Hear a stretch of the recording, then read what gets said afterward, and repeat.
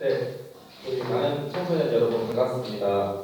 네, 두 번째 이제 강의를 진행하기 전에 오늘은 강의를 하고 나서 우리 중간 책상에 보면은 제가 여러 가지 필기 도구랑 색연필 이런 거 놔뒀어요. 나중에 롤링페이퍼식으로 뭔가 생각을 좀 적어볼 거거든요. 그러니까 조금 오늘 듣는 내용에 대해서 많이 생각을 해보시고 또 머리에 담아두셨다가 좀 일단 롤링페이퍼 할 때 많이 적어주시기 바랍니다. 네, 강의를 진행하기에 앞서서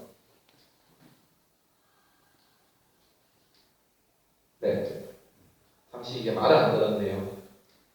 역사의 새벽 한국과 배달. 한국하고 배달이라는 나라는 잘 못 들어보셨죠? 그렇죠?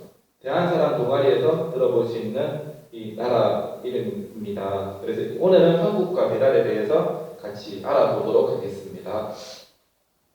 자, 한국 배달을 알아보기 전에 먼저 알아볼 우리가 대한사람 동아리에서 배우는 책이 있는데요.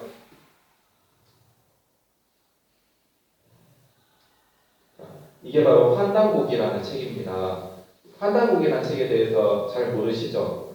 이걸 설명을 조금 해드리고 진행하도록 하겠습니다. 환단곡이는 1911년도에 대한 독립운동가하셨던 운초 계연수 선생께서 옛적에 있었던 5권의 역사책을 한 권으로 묶어낸 책이 환단곡이라는 책입니다.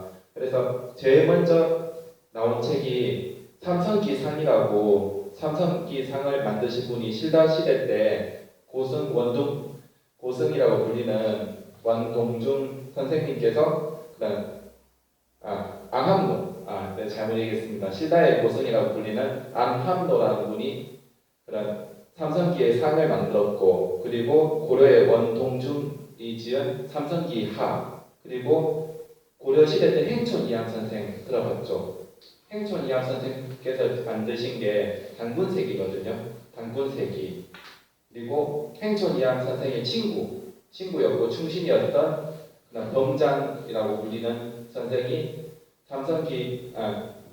단군세기 이후에 태백일사를 북부여기 제가 기억이 안 났습니다. 북부여기를 만들었고, 마지막에 조선시대 때 찬수관에 지내신 이맥 선생이 그런 태백일사라고 상고시대 때부터 고려 역사까지 그런 태백일사를 만들었습니다. 그래서 운초 계연수 선생께서 그 5권의 역사책을 가지고 묶어가지고 만든 게 판단국기라는 책이고, 이거를 대한사랑 이사장님이신 안경전 이사장님께서 마지막에 한 몇십 년 동안 그런 교정을 보고, 그리고 여러 가지 이미지나 그런 자료들을 막 찾아다니시면서 넣어가지고 만든 책이 판단국기 책이고, 판단국기 책은 여러 가지 판형으로 나오고 있습니다. 서점에 가시면 구매하실 수 있어요.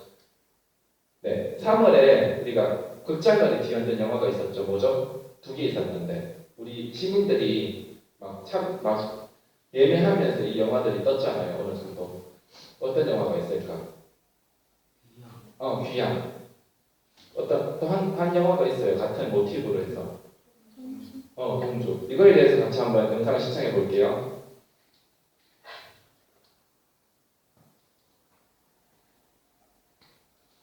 일제강점기 우리 민족의 가슴 아픈 역사와 청춘들의 비극을 그린 두 영화가 입소문을 타고 조용히 관객들을 끌어모으고 있습니다. 신작들이 대거 쏟아져 나오고 있는 극장가에서 작은 영화들의 풍선은 더 빛을 발하고 있습니다. 김재선 기자가 소개합니다. 시대의 책무처럼 만들어진 두 편의 작은 영화가 관객의 지지를 받으며 극장가의 잔잔한 파장을 일으키고 있습니다. 윤동주의 삶은 처음으로 스크린에 나온 동기. 17일 개봉한 영화는 지난 주말을 넘기며 상영 회차가 200회 이상 늘었습니다.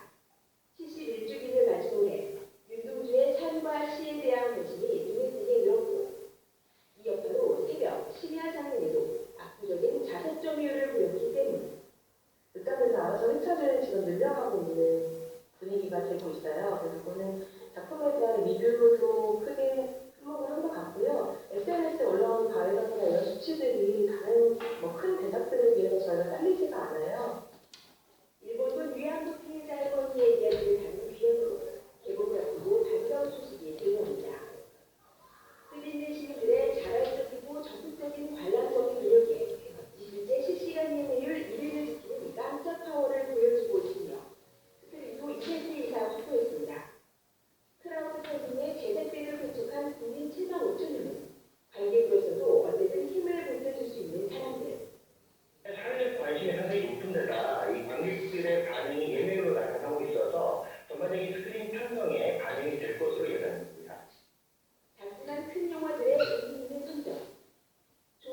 영화를 지키려는 관객이 바꿔놓은 그때가의 풍경입니다.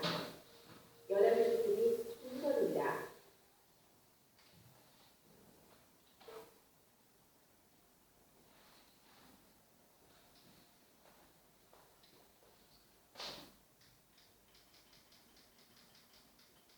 네, 그래서 우리가 귀향이랑 동주 영화를 쌤도 개봉한 지 얼마 안 돼서 보게 되었는데요. 귀향 같은 경우에는 우리 학생들 나이 때, 일제시대 학생들 나이 때 잡혀가가지고 거의 흙놀이기가 되고 나중에 막 무참하게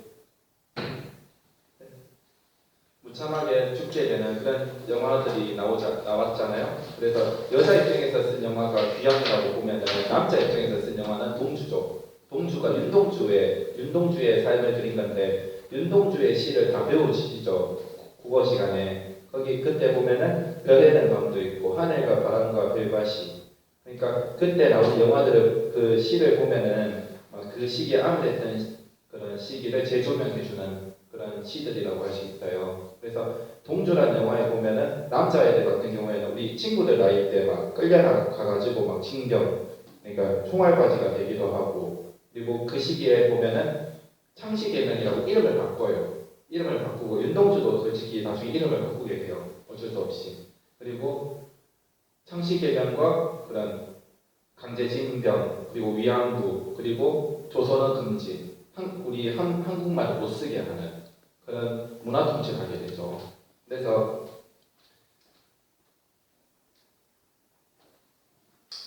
그래서 저번에 알아봤죠. 3대 총독 사이코 마코토가 그런 문화 통치를 했어요. 원래 한일 합방 때 경술국치라고 해서 일본이 총칼을 들고 왔거든요. 총칼을 들고 와가지고 우리 인민족을 지배하기 위해서 왔잖아요. 그때는 무력으로 통치를 했어요. 무력으로 통치를 하고, 그러니까 사람들이 막 밤에도 못 다니고 그런 거지. 그래서 그렇게 무력으로 통치를 했는데 나중에 3.1 운동이 일어나게 됐어요. 3.1 운동이 일어나게 되니까 이 조선 사람들은, 조선징들은 이거 힘으로 가면 안 되겠다 싶어가지고 나중에 그런 문화 통치를 한 거거든요. 그렇게 되면서 언어도 못 쓰게 하고 역사도 왜곡하게 하고, 그리고 일본 역사를 배우게 하는 그런 식으로 통치를 하게 된 겁니다. 그래서 그런 조선 사람들은 자기 조상의 그런 무위와 무능에 대해서 알게 되고 그리고 그 알지 못하게 경멸하게 만들고, 그리고 나쁜 것만 가르치는 거지. 조선 시대 때는 맨날 단파 싸움했다. 그러니까 그런 식으로 가르치고 나중에는 일본의 그런 선진문물을 통해서 조선이 발전했다 이런 식으로 그냥 일본을 존경하게 만드는 거예요. 그렇게 하면서 그런 문화 통제를 한 거예요. 그래서 우리한테 심어놓은 게 무엇이냐? 우리 조상들한테 심어놓은 게 식민사관이에요. 그러니까 한국의 젊은이들이 자기 조상을 미워하고 싫어하게 하고 일본의 조상을 사모하게 만드는, 그러니까 신사참배하게 하고 그런 식으로 통치를 했다는 겁니다. 네, 그때 저번에 알아봤죠. 이마니시류라는 그 사람이 삼국유사에 있는 내용을 변조했죠. 그러니까 보시면은 석유황국이죠. 이게 석유황국이 옛적에 황국이 있었다. 이 언어를 가지고 석유환인 가피를 해가지고 여기에 사람 인자로 만들었어요. 군자에 대자를 넣어가지고, 그래서 옛적에 환인이나 사람이 있었다. 이런 식으로 한 나라의 역사를 가지고 한 사람의 역사로 바꿔버린 거예요. 그렇게 하면서 단군 고조선 시기 이전에 있었던 역사를 한 사람의 역사로 만들고 단군 시대를 완전히 신화로 만들어버린 겁니다. 오늘 이게 좀 알을 좀 만들어요. 오늘.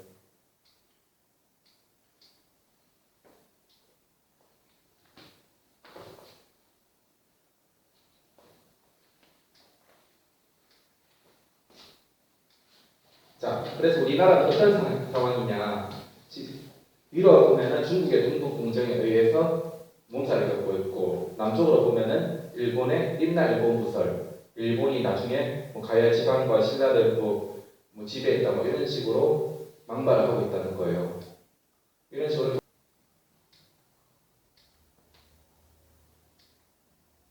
네, 그래서 우리가 저번에 제가 알아봤던 그 영상을 통해서 보게 되었는데요. 동북공정이라고 중국 같은 경우에는 여러 개 50몇 개의 소수민족으로 되어 있잖아요. 56개. 그래서 이 소수민족들도 각자 역사가 있단 말이에요.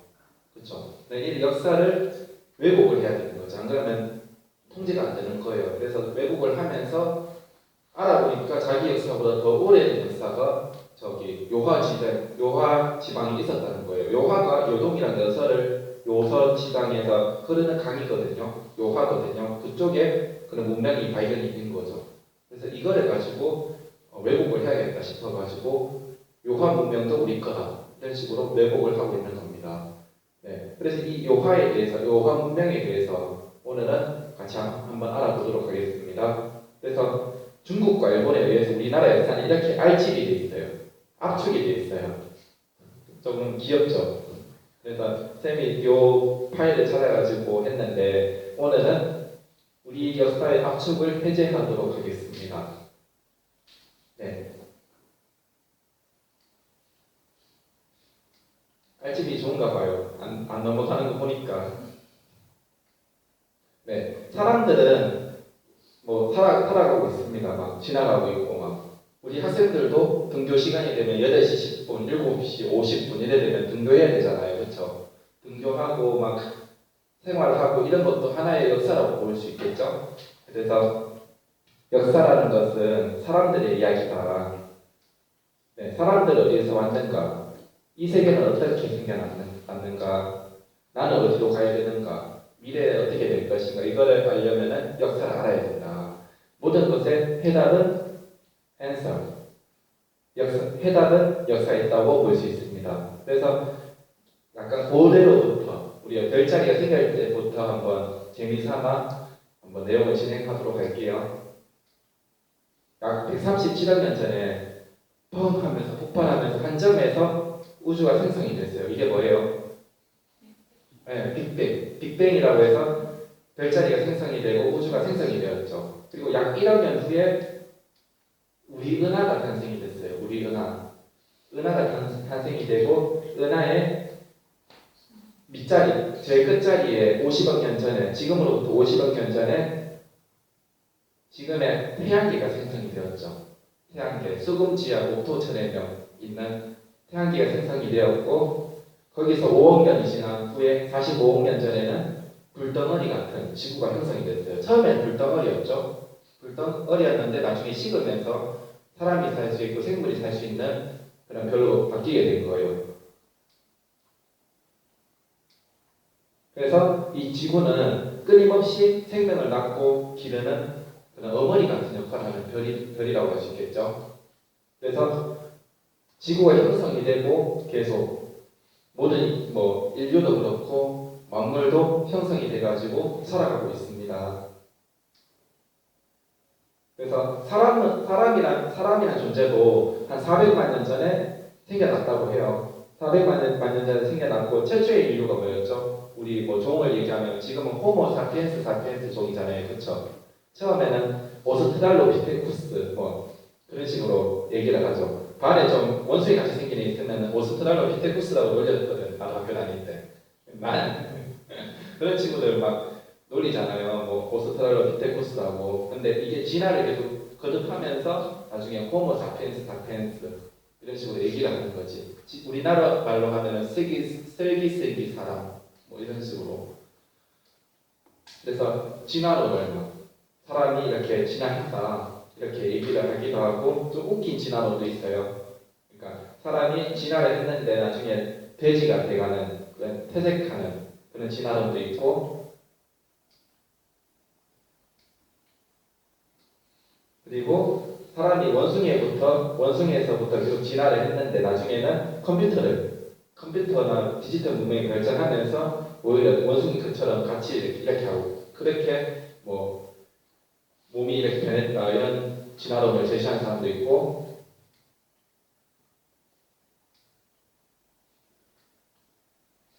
원숭이에서부터 진화했는데 호모 심슨이 됐다 이런 식으로 재미있게 진화론을 얘기하는 사람도 있습니다. 오늘은 진짜 이게 너무 많겠다. 자, 그래서 이 지구라는 것은 형성이 돼 있는데 사람도 그렇고 뭐 진화를 하죠. 계속 진화를 하면서 살아가는데 지구라는 것도 뭔가 반복을 해요. 반복을 하면서 그냥 가만히 있는 게 아니에요. 지구도 추웠다가 더웠다 하는 그런 주기가 있어요. 추운 주기가 뭘까? 빙하기, 아이스에이지, 빙하기죠. 그래서 더운 시기는 지금은 지구의 온난화라고 좀 덥잖아요, 그렇죠? 막 온도가 막 올라가고 한 몇십 년 있으면 막 지구에서도 막 없어지는 섬도 있고 없어지는 땅도 있다고 해요. 그래서 지금은 더운 시기라고 할 수 있겠죠. 그래서 약 5만 년 전에 우리가 지구는 해빙기가 됐다고 해요. 해빙기가 되면서 지구가 녹으면서 뭔가 문명이 탄생한 거죠. 인류도 탄생을 하게 되고 그래서 이 빙하기, 추운 주기와 뜨거운 주기가 어떤 주기냐? 빙하기가 찾아오는 주기가 약 13만 년이라는 주기가 있어요. 그래서 이게 과학에서 발표한 게 13만 년이라는 주기가 있고 이게 나중에 얼음 기둥을 뽑아가지고 이산화탄소 양을 가지고 이렇게 측정을 한 거거든요. 그래서 이산화탄소가 많으면은 생물이 있었던 거고 없으면은 생물이 없었던 건데 없는 걸 빙하기로 쳐가지고 그래서 이렇게 끊으니까 약 13만 년의 주기가 나온다. 이렇게 나오는 겁니다. 네, 그래서 지구가 녹으면서 해빙이 되면서 5만 년 전에 최초의 인류가 나타나게 됐어요. 네, 5만 년 전에 빙하가 녹으면서 어디에서 나타났냐? 지금의 러시아에 있는 바이칼 호수에서 태어나게 됩니다. 네, 바이칼 호수가 천해라고 하거든요. 여기서 최초의 인류가 나반과 아만이 태어나게 되고 이 두 사람이 현생 인류의 첫 조상이라고 할 수 있습니다. 지금 불교 같은데 절에 가면은 나반을 모시고 있거든요. 그리고 기독교 교회에 가면은 아담과 이브에 대해서 배우잖아요. 근데 아담과 이브는 서양 쪽의 원주민이었고 본래 최초의 인류는 나반과 아만이었습니다. 네, 그래서 불교에 가면은 나반 존재라고 모시고 있죠. 네, 그리고 시간이 지나면서 5만 년 전에 나반과 아만이 태어나고 그 후대가 계속 지나면서 1만 년 전에 신석기 시대가 시작이 되었습니다. 자, 그래서 농업 혁명이 일어나게 되죠. 사람이 살게 되는데 먼저 스마트폰을 찾지 않았죠. 우리 아침에 일하는데 먼저 밥 먹고 학교 가잖아요, 그렇죠? 안 먹고 가는 사람들도 많아요. 근데 사람이 살면서 식량이나 이런 문제가 되게 중요하거든요. 그래서 농업 혁명이 일어나게 됩니다.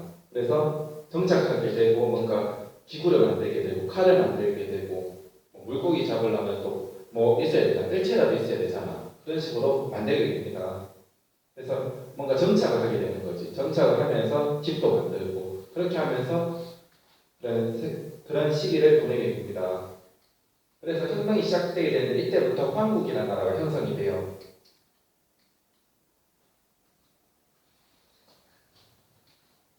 네, 그래서 오늘은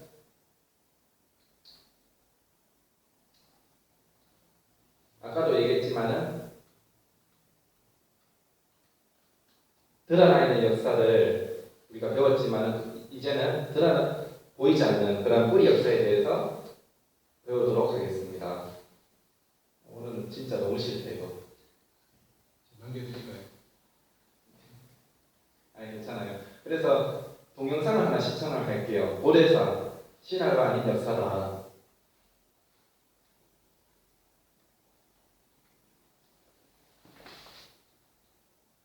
오조선의 건국 신화로 알고 있는 장군 신화가 시가가 아니라 실제로 있었던 역사라는 사실을 주장한 책이 나왔습니다. 일제가 삼국조사에 나오는 오조선 관련 지식을 연구했다는 우성입니다. 고려의 승려 이변이 쓴 역사책 삼국유사입니다.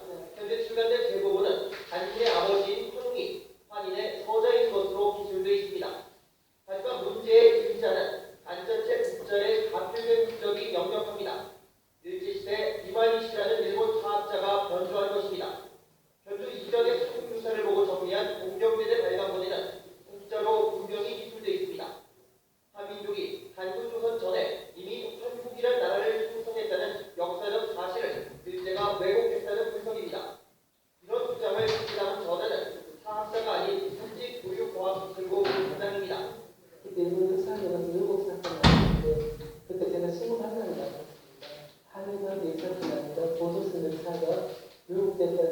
해가지고 그때 대책단에서 관련자들 조사했습니다. 성 과장은 4년 동안 방대한 자료를 모아 단군 조선이 호구적 신화가 아니라 실제 역사임을 조목조목 증명해 사학계에 큰 파장을 불렀습니다. 한쪽으로 한번 뻗어쓰고 나면은 이것이 회복되는데 100년, 200년이 걸리고 합니다. 그래서 그 도구가 잡혔기 때문에 우리 보조선의 본질을 보지 못했다고 합니다. 비단 역사학자뿐 아니라 일반인도 다른 역사에 관심과 애정을 가져야 한다고 고른 과장은 강조합니다. SBS 우상욱입니다.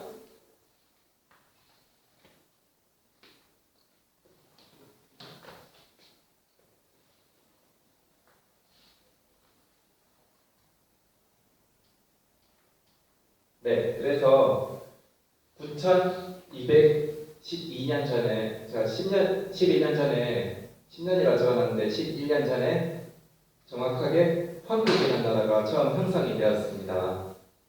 그래서 황국은 광활한 영토 속에서 형성이 되었는데요. 제일 처음 중심 도읍지가 어디냐 하면은 여기 천산이라는 곳에서 형성이 되었어요. 그래서 온 인류의 고향이라고 할 수 있겠죠. 고향이고 인류 최초의 나라가 황국이라고 할 수 있습니다. 그래서 이 황국은 우리가 세계 4대 문명 배우잖아요. 그래서 뭐 메소포타미아 문명, 이집트 문명, 그리고 인더스 문명, 황하 문명 이런 네 가지의 4대 문명을 배우는데 이거의 뿌리가 되는 문명이라고 할 수 있어요. 그래서 이 네 가지 문명도 어떻게 보면은 좀 잘 찾아보면 같은 문화가 많거든요. 같은 문화가 많은데 세계 4대 문명의 그런 시원 문명이라고 될 수 있겠죠. 그래서 초고대 문명이고 4대 문명의 뿌리라고 할 수 있습니다. 그래서 이 한국이 형성이 되었고 그 밑에 구한족, 9족속이 12개의 나라를 그러니까 12개의 분국을 형성한 거죠.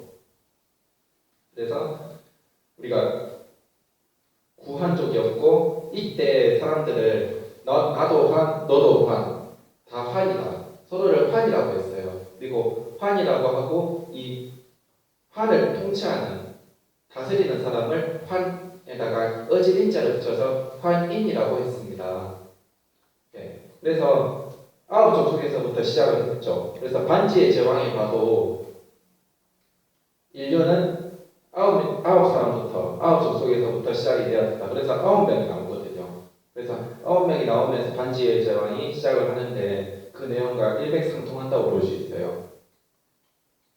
네, 그래서 이 환인에 대해서 총 7분이 계셨다.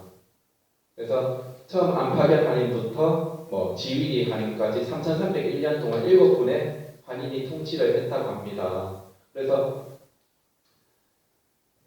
아버지라는 말도 언어도 안파견 환인에서부터 왔어요. 그래서 그 인디언들은 그 통치자를 가지고 아파치라고 하거든요.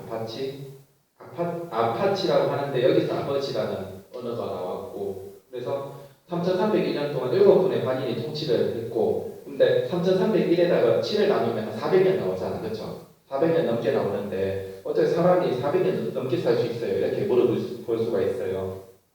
근데 이때는 그런 영성이나 그런 문화가 발달했던 그런 문명 시대였다는 거예요.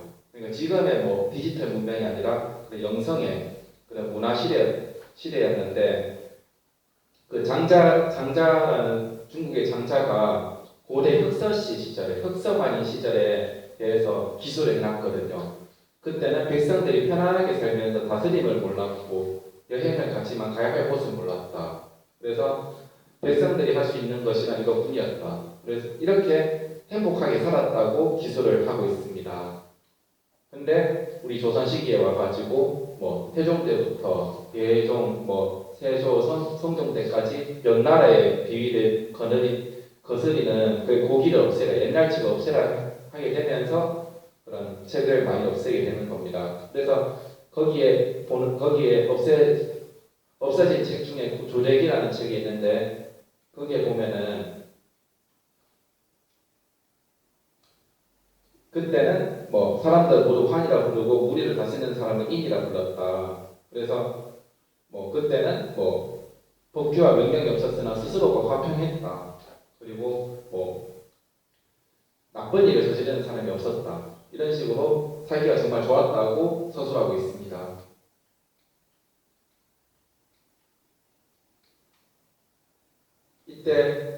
이때는 그러면 유토피아적인 그런 세상이었다는 거죠. 거의 뭐 지상에 좀 편하게 살고 그래도 싸움이 없이 살 수 있는 그런 시기였다는 겁니다. 그래서 환인 같은 사람들도 막 어떻게 보면은 뭐 옛날부터 기도도 하고 뭐 수행도 하고 뭔가 자기 내적으로 뭔가 이렇게 관리를 하면서 살아왔다는 거예요. 그러면서 뭔가 그 넓은 영토를 뭐 무력으로 통치하는 게 아니라 어떻게 보면 마음으로서 그냥 신법으로서 다스렸다는 겁니다. 네, 그래서 사대 문명의 모태가 되는 게 광명의 나라 한국이었다는 거죠. 근데 이 한국도 뭐 여러 가지 뭐 12분국으로 나눠서 다스렸지만은 이게 시간이 지나면서 지금 러시아 가보면 어때요? 춥죠? 러시아 가면 춥거든요. 그 6천년 전에 시간이 지나면서 그쪽이 추워지기 시작합니다. 그래서 사람들은 추워지면은 남하를 하게 돼 있거든요. 남쪽으로 내려오게 돼 있는데 그렇게 되면서 한국의 문명이 세계 전 각국으로 이렇게 퍼지게 되는 겁니다. 그래서 6천년 전에 중앙아시아 일대에 큰 기후 변동이 일어났고 그때 사막화나 건조화가 시작이 되면서 물이 줄어들고 기근과 가뭄이 닥쳤고 이 지역으로부터 탈출하게 됐다. 그래서 자아폭발이라는 책에 보면은 나오게 되어 있습니다. 그래서 다 이게 나가게 된 거죠. 분파하게 된 거죠. 그래서 이 한국에 이런 정통성을 부여받은 분이 환인의 서자고에 있던 환웅이거든요. 이 환웅이 천부와 인을 받아가지고 백두산에 오면서 그쪽에 나라를 열게 되었습니다. 그래서 이게 바로 배달국이죠. 그리고 뭐 또 중국의 조상이라고 불리는 방고도 이때 분파하게 됩니다. 네, 그래서 삼국유사에 나타난 환인과 환웅의 이야기에서 보면은 환인이 있었는데 서자구에 환웅을 뭐 땅으로 내려보냈는데 백두산에 오니까 뭐 그때 나왔던 호랑이하고 곰이 저도 사람이 되고 싶어요. 저도요. 뭐 이런 식으로 부탁을 했는데 그게 아니라는 거죠. 쑥만을 줘가지고 사람 만든 게 아니지. 알고 보면은 환웅이 백두산으로 갔는데 백두산에 와보니까 호랑이를 토템으로 하는 민족이 있었고 곰을 토템으로 하는 민족이 있었던 거예요. 숭상하는 거죠. 그래서 호랑이를 숭상하는 민족